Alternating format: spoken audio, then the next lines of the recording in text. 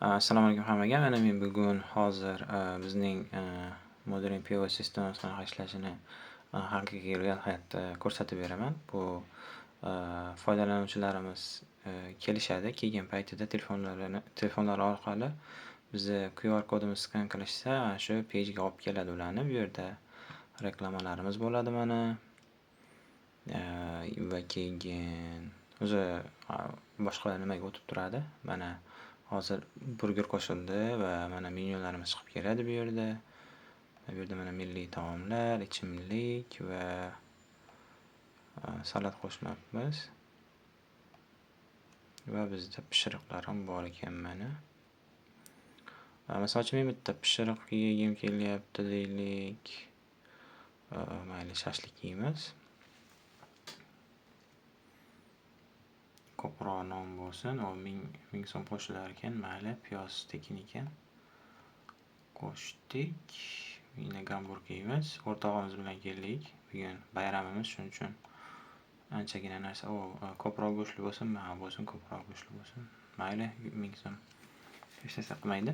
Va bizda yaqinda o'zbek tilini ham qo'shamiz. Hozircha men Koreyada bo'lganim uchun, mana shu Koreyadagi oshxonalarga o'rnatayotganim uchun nimada koreys tili va ingliz tilida, chunki juda ham ko'p insonlar ingliz tilida gaplashadi va koreys tilida gaplashadi bu yerda. Xo'p, bizda mana qancha ko'proq qo'shsa bo'ladi mana menyuni yokida qo'shsa bo'ladi. Xorazm shashligi, mana bu yerda o'sha menyu haqida ma'lumotlar qoldirsak bo'ladi. Xo'p, endi biz qanday zakaz qilamiz desak, mana bu yerda mana kartamizga o'tamiz. Bu yerda ko'ramiz mana. Tekshirib olamiz bir marta. O shashlik 2 ta ekan. Xo'p, 2 ta shashlik, so'msa 2 ta. So'msa 2 ta bo'lsin. Gamburger ham 2 ta bo'lsin. Suvchi bittasi yetadimi? Yetmasa kerak. 4 ko'p bo'lib ketib, 3 tasini yeyolmaymiz. Mayli, burger ham 2 ta bo'lsin va bizga nima deymiz? Achchiq emas deymiz. Men achchiq qilib bering deb aytamiz. Achchiq bo'lsin deb aytamiz. Masalan uchun achchiq bering. Achchiq bo'lsin. Achchiq bo'lsin deb aytamiz va hisob ko'rib bizda bank hisob raqamingizni tashlab qo'yishingiz mumkin. Misol uchun, endi O'zbekistonda shu hisob karta raqamiga shunday to'lov tashlab turib, o'sha to'lov qilganingizni ko'rsatib chiqib ketaverasiz. Ana shunday kopiya qiladigan bo'lsangiz, bank hisob raqamini kopiya qiladi. To'lov to'lab turib yoki to'lamasdan ham oldin order qilsangiz bo'ladi. Mana bu yerda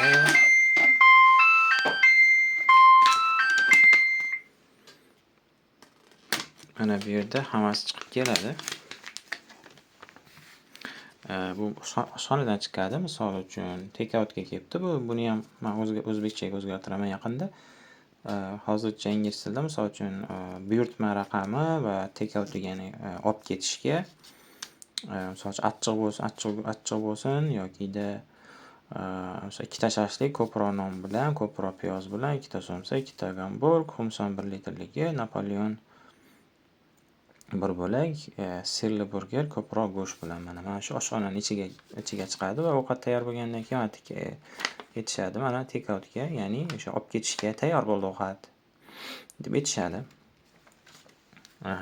Bizda shunaqa. Endi men nimani ko'rsataman bu yoqda qolgan narsalarni. Bizda mana bu o'sha oshxonani egasi tekshiradi bu yerda mana.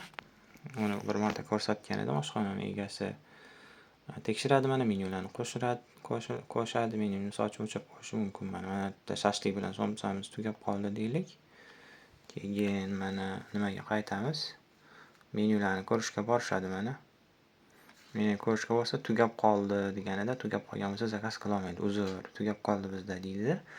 Bu misol uchun vaqtimizni tejaydi anchagina va juda ham bizga foydali bo'ladi va biz keyinchalik keyin mana xuddi o'sha qilgan zakazini ko'rish mumkin. Mana shu narsani keyin aytadi. Men qabul qildim. Men zakazimni qabul qildim deydi. Mana misol uchun qabul qilgan bo'lsa shunday bo'ldi, zo'r. Endi biz shunday keladi, tekshiradi. Nima zakaz qiluvdingiz desa, mana shu narsa zakaz qiluvdim. Endi pulini to'lashga keldingiz-da. Pulini to'lashga kelganingizdan keyin mana bu sizga pulini to'lashga keldingiz, kelganingizda nechinchi order edi sizniki deb so'rashadi. O'sha payti misol uchun menda mana order raqamim endi o'sha buyurtma raqamim 001 ekan. Mana tebibdi mana yerda hammasi chiqib keladi mana.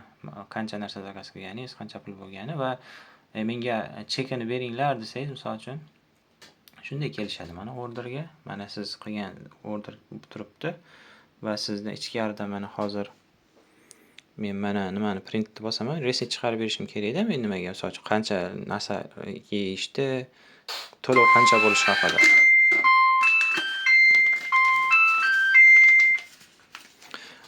Mana misol uchun bizda hozirdagi ishlayotgan oshxonamiz mana Big Brothers Burger va mana hamma narsa tiniq chiqadi. Xo'p, mana vaqtini chiqaradi, qachon bo'lgan, mana shu soat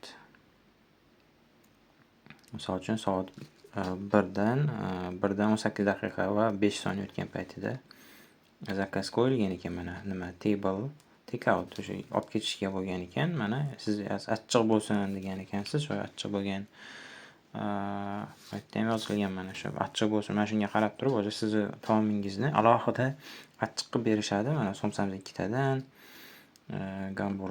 hamburgerimiz va hammasi umumiy hisobda bizda 100 ming bo'lgan ekan mana. 100 ming. 9 mingdan 18 ming bo'lgan. Mana yerda mana piyoz ming won qo'shilgan. O'zi 8 ming, 9 ming bo'lgan. Shu bilan mana tayyor. Bizda har xil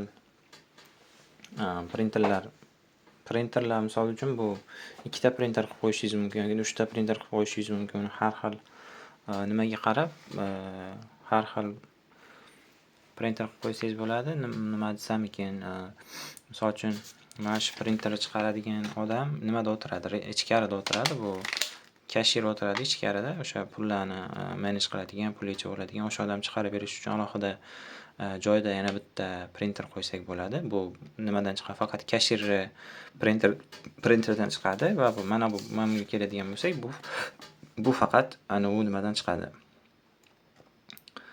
Faqat oshxonadan chiqadi. Mana katta yozuvlar bilan turibdi, chunki uzoqroqdan o'qib ovqat qilayotganda qiynalmasliklari uchun. Va men buni o'zingiz ham ishlatib ko'rishingiz mumkin. Bemalol men buni test sifatida test rejimida ishga tushiraman. O'sha paytda bemalol o'zingiz kelib telefoningizni ochib ko'rishingiz mumkin.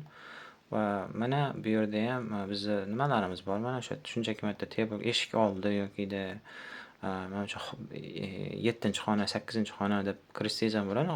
Xonalarga ajratilgan bo'lsa restoran va bizda deylik mana bu o'sha oshxona siz mana buni rasmga olishingiz kerak. Nimaga borib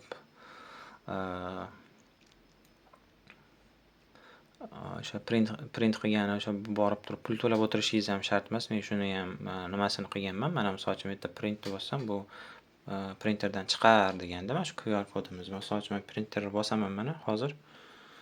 So'rayapti, printerda ishlab chiqaraymi deyapti. Mana bosaman.